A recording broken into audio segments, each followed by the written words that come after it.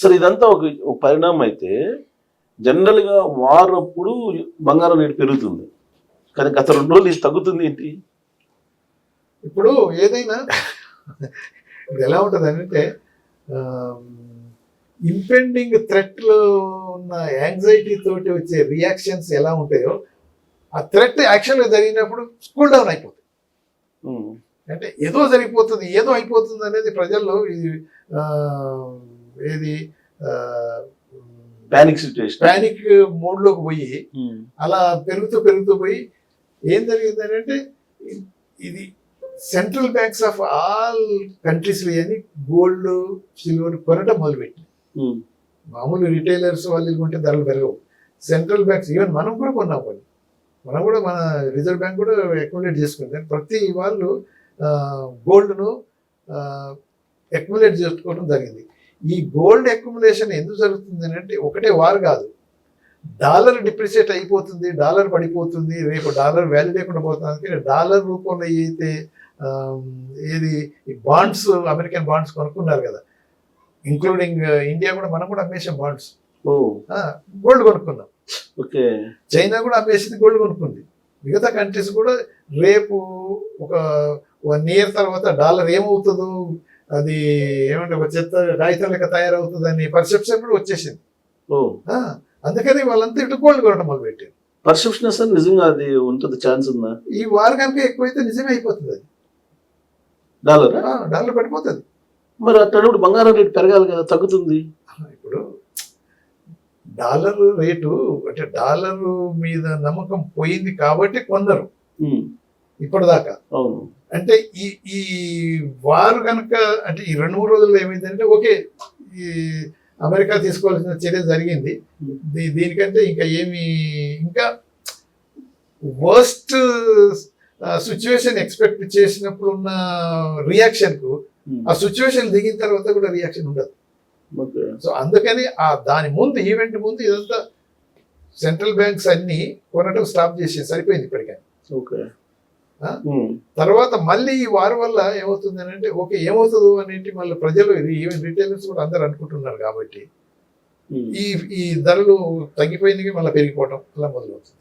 కానీ దానికి అంటే ఇప్పుడు ఎంతవరకు ఈ పెరగటాలు తరగటాలు, ఈ వోలటిలిటీ ఎంతకాలం ఉంటుంది అనేది అది ఒక 6 రోజులు కొద్దిగా క్లారిటీ వచ్చేస్తుంది. ఇది కూడా క్రికెట్ లో వెనక బుకీలు ఉన్నట్టు ఈ వార్ జరిగేటప్పుడు ఎట్లాంటి ఇంటర్నేషనల్ బుకీలు ఉంటారా దీనికి?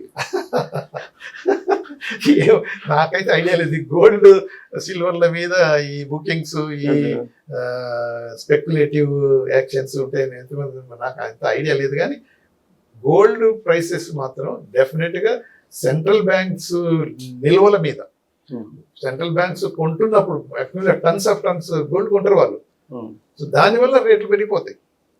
రీసెంట్గా జరిగింది ఇది 3-4 నెలల నుంచి, ఇది జూన్ నుంచి ఏదైతే ఇది ఒక విధమైన స్టీప్ రైజ్ అవుతుందో, సెంట్రల్ బ్యాంక్స్ అని అన్ని కంట్రీస్లో ఉన్న వాళ్ళు కూడా కొనుక్కోవడం, తర్వాత ఏది వాళ్ళ బాండ్స్ను అమెరికన్ ట్రెజరీ బాండ్స్ను అమ్మేసుకోవడం వల్ల ఈ గోల్డ్ రేటు పెరిగిపోయింది, డైవర్ట్ అయిపోయింది అన్నట్టు. ఓకే, ఓకే, దానివల్ల పెరుగుతుంది. సో రాబోయే రోజులు ఇంకా తగ్గుతుంది అనుకుంటున్నారు మీరు అంటే డాలర్ వాల్యూ? అదే ఇప్పుడు అంటే ఒకటి డాలర్ అది అనేది ఇమీడియట్గా ఎలా జరుగుతుందని ఇప్పుడు మనం ఏం చెప్పలేము. ఒకప్పుడు World War II అంటే మనం World War III అయితే ఎలా అవుతుంది అనే సీనరీకి మనం పోతే, World War II జరిగిన తర్వాత బ్రిటిష్ వీక్ అయిపోవడం, బ్రిటిష్ పౌండ్ పడిపోవడం ఎలా జరుగుతుందో, World War III కనుక వచ్చి ఈ వార్ ఎక్స్టెండ్ అయిపోయి ప్లాంగ్ అయిపోతే అమెరికన్ పరిస్థితి కూడా అలానే అవుతుంది. ఆ డాలర్ కూడా పడిపోతే ఇంకో కొత్త కరెన్సీ మేబీ ఇప్పుడు చైనీస్ యువాన్ రావచ్చు, అంత స్ట్రాంగ్ కూడా కావచ్చు. వాళ్ళు ఒకసారి ప్రయత్నం చేశారు కానీ అంత ఆ స్టేజ్కి రాలేదని ఆగిపోయారు. సో ఇంకొక చిన్న కన్ఫ్యూజన్ ఉంది సార్, ఇప్పుడు డాలర్ రేటు మీరు చెప్తున్న దాని ప్రకారం 55% తగ్గిపోయింది. 55 అదే ఇండెక్స్, అదే వరల్డ్ రిజర్వ్ కరెన్సీగా డాలర్ పెట్టుకునే వాళ్ళు 90% ప్లస్ ఒకప్పుడు. ఇప్పుడు అది 55% పడిపోయింది కదా. అలాంటప్పుడు మన రూపీ బలపడాలి కదా, డాలర్తో పోలిస్తే 90 చిల్లరకి వెళ్ళిపోయింది. ఇప్పుడు ఒకటి డాలర్ రిజర్వ్ కరెన్సీగా ఉపయోగించడం తగ్గిపోయినా కానీ డాలర్ ప్రింటింగ్ ఎంత అవుతుంది, రూపీ ప్రింటింగ్ ఎంత అవుతుంది. ఓ ఇప్పుడు మనకు డిమానిటైజేషన్ చేసినప్పుడు అన్నీ ఏది 500,000 కరెన్సీని 2,000 కరెన్సీని ఇదంతా అబాలిష్ చేసినప్పుడు అంత సర్క్యులేషన్ ఆఫ్ నోట్స్ అంతా తగ్గిపోతా అనుకున్నారు. కానీ 3 times పెంచారు ప్రింటింగ్ మనది. అవును. మరి ఆటోమేటిక్గా ఇప్పుడు $1 మనకు లెటర్సే వాళ్ళ దగ్గర $1 million ఉన్నాయి, మన దగ్గర ఈక్వల్గా $1 million ఉన్నాయి అనుకో, ఈక్వల్ అయిపోతుంది 1 to 1. వాళ్ళు అలానే $1 million ఉంచారు, మనం 10 million ప్రింట్ చేసుకున్నాం. ఓకే. మరి ఏమవుతుంది, 1:10 అయిపోతుంది లేదా? అంటే ఎక్స్పోర్ట్ ఇంపోర్ట్స్ మీద ఆధారపడి ఉండదా? ఎక్స్పోర్ట్స్ ఇంపోర్ట్స్ డిమాండ్ని బట్టి కూడా ఉంటుంది, దెర్ ఇస్ నో డౌట్. ఆ డిమాండ్ కూడా కొంతవరకు పనిచేస్తుంది. ఇప్పుడు డాలర్స్ ఎక్కువ అవసరం అనిపించింది అనుకో మన ఏది ట్రేడ్లో, మనం అప్పుడు డాలర్ కొంటున్నప్పుడు డాలర్ అప్రిషియేట్ అవుతుంది. సో ఇప్పుడు మనకు ట్రేడ్లో డాలర్ అవసరం లేదనుకో, బయలేటర్లు తీసుకుంటున్నాం, డాలర్ కొట్టలేము అనుకో, అది పడిపోతుంది. డాలర్ కొన్నప్పుడు రిజర్వ్ బ్యాంక్ ఇంటర్వ్యూ అవుతున్నప్పుడు, అందుకని ఒక్కోసారి ఏమైందంటే రిజర్వ్ బ్యాంక్ మ్యానిపులేట్ చేస్తుందని కూడా ఏది అమెరికన్స్ అక్యూజ్ చేస్తుండ్రు ఒక్కోసారి మన మీద. ఎందుకంటే ఈ ఆర్టిఫిషియల్గా ఉన్నది, లేకపోతే డాలర్ కనుక కాస్ట్లీ అయిపోతే మన రూపీస్ ఎక్కువ అవుతున్నాయి అనుకోండి. సో దాంతో ఏమైందనంటే మనకు ఎక్స్పోర్ట్స్ పెరిగిపోతాయి. కాస్ట్లీ అయిపోయినప్పుడు $1కు $10 వచ్చినాయి అనుకోండి, తక్కువ కొంటారు వాళ్ళు. $1కి $20 సంపాదించుకున్నారు అనుకోండి, వాళ్ళు ఎక్కువ కొంటారు వాళ్ళు, మన ట్రేడ్ పెరిగిపోతుంది. అలా మనం చేస్తున్నది ఈవెన్ అమెరికన్ వాళ్ళు అక్యూజ్ చేశారు. సో అందుకని ఈ ఫ్లక్చుయేషన్, ఈ రేట్స్, ఎక్స్చేంజ్ రేట్స్ అనేది ఒకటే ఏంటి ట్రేడ్ మీదనే కాకుండా మన జీడిపి, మన ఎకానమీ ఎలా ఉన్నది అనేది దాని మీద ఉంటుంది. ఇప్పుడు సింపుల్, ఇరాన్ రియాల్ 0 దాకా పోయిపోయింది. అలా ఎందుకు పడిపోయింది అని అంటే ఇప్పుడు వాళ్ళు పెట్టిన రిస్ట్రిక్షన్స్ ప్రకారం అది దానికి వాల్యూలెస్గా చేసేసింది వాళ్ళు. సో దానివల్ల అలా పడిపోయి ప్రజలకు ఎన్నో ప్రాబ్లమ్స్ వచ్చేసింది. అందుకని ఈవెన్ వెనిజువేలాలో అలానే అయిపోయింది. సో వేరియస్ కంట్రీస్లో ఆ ఎక్స్చేంజ్ రేట్లో వాళ్ళు కొనుక్కోవాలంటే ఇప్పుడు $100 పెట్టి ఒక చిన్నదాన్ని కొనుక్కోవాల్సి వస్తుంది. అదే ఒకప్పుడు $10 వచ్చేది, అంటే అంత కాస్ట్లీ అయిపోతుంది. అదే ఇవన్నీ అంటే కరెన్సీ రేట్. కానీ ఏదైనా మీకు విచిత్రం అనిపించట్లేదు సార్, ఇంటర్నేషనల్ రిజర్వ్స్ లోనేమో పడిపోతుంది డాలర్ రిజర్వ్ పరంగా చూస్తే, మనకేమో రూపీ డాలర్తో పోలిస్తే పతనం అయిపోతుంది. మన్మోహన్ సింగ్ గారు ప్రధానమంత్రిగా ఉన్నప్పుడు $64 ఉంటే దారుణంగా ఉంది పరిస్థితి అని చెప్పి అన్నారు. ఇవాళ 90+ వెళ్ళిపోయింది, 92, 93 ఉంది. అదే అంటున్నాను కదా, సింపుల్గా చెప్పాను కదా. అప్పుడు ప్రింటింగ్ ఏనా కరెన్సీ అంతే, నువ్వు లెస్ ప్రింట్ చేసావనుకో దాని వాల్యూ పెరిగిపోతుంది. కానీ డిజిటల్ ట్రాన్సాక్షన్స్ పెరిగినాయి కదా సార్, ఇప్పుడు ట్రాన్సాక్షన్స్ పెరిగినాయి, మన జీడిపి, మన ఎకానమీ కూడా పెరిగిపోయినప్పుడు ఇంకా పెరగాల్సింది. ఇప్పుడు చైనాకు కనుక మనం చూస్తే 80sలో మన ఎకానమీ చైనీస్ ఎకానమీ ఈక్వల్గా ఉండేది. ఇప్పుడు China has become so strong economically, militarily, అన్ని విధాల్లో. సో మనం ఎక్కడున్నో అక్కడేమో ఇంకా కొద్దిగా వెనక పోయినట్టు కనిపిస్తుంది. కాకపోతే ఏంటంటే జీడిపిలో ఏదో పెరుగుతున్నాము, గ్రోత్ అవుతున్నది, మనం 3rd biggest economy in the world అయిపోతున్నాం ఆఫ్టర్ అమెరికా, చైనా తర్వాత మనమే అయిపోతున్నాం, అది ఒక చెప్పుకోవటం తప్ప యాక్చువల్గా రియాలిటీలో అది రావట్లేదు. డెడ్ ఎకానమీనా ట్రంప్ చెప్పినట్టు అంతే. ఇప్పుడు అంతా మ్యానిపులేట్ అయిపోయాయి. ఇంతకుముందు ఇంటర్నేషనల్ IMF నమ్మట్లేదు మన స్టాటిస్టిక్స్.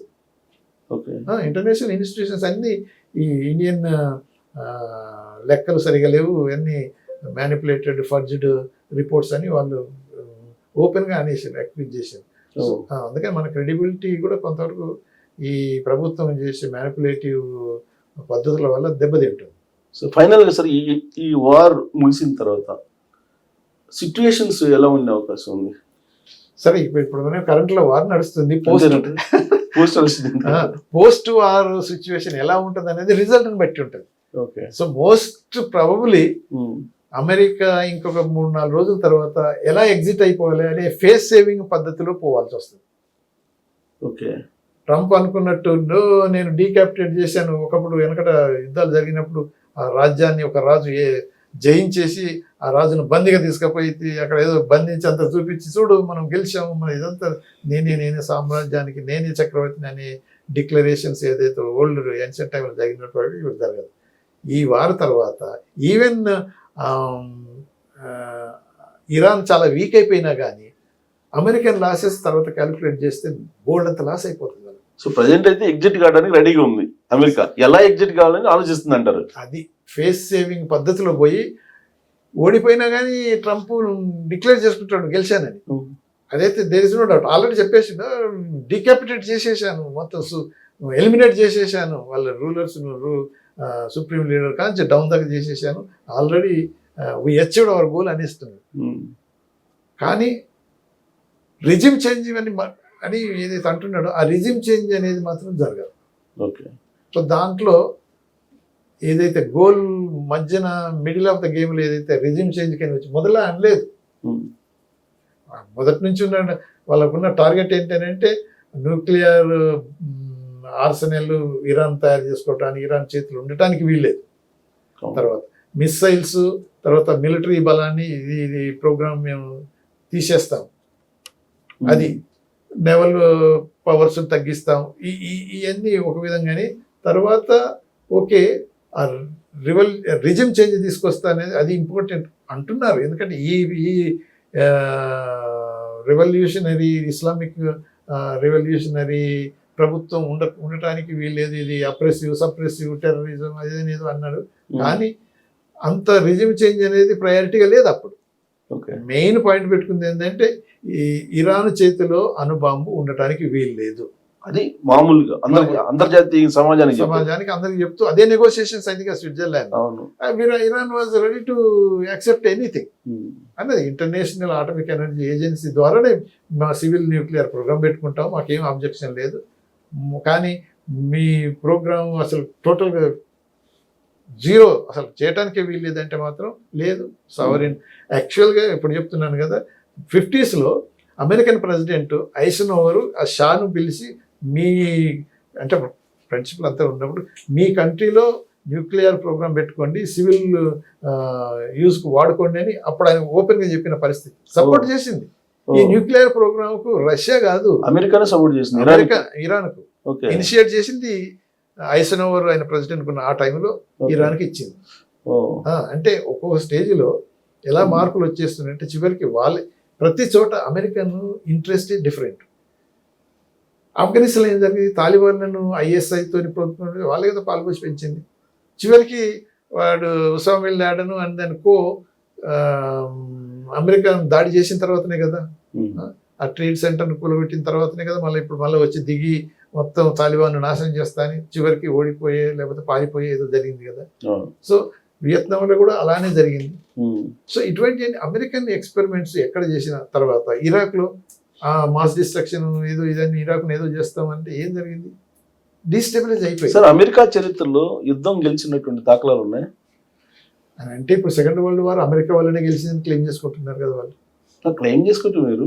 మీరు ఒక భారత మాజీ అంబాసిడర్ అంటే ఇప్పుడు కరెక్ట్ అమెరికన్ లీడర్షిప్ వల్ల సెకండ్ వరల్డ్ వార్ వరకు ఓకే, దాని తర్వాత జరిగే వార్లలో ఏదైతే ఈ American initiated wars, provoked wars, వాటిల్లో అంటే ఏ దేశాన్ని అయితే వాళ్ళు టచ్ చేశారో ముట్టుకున్నారో ఆ దేశం నాశనం అయింది తప్ప బాగుపడినట్టయితే కనిపించట్లేదు.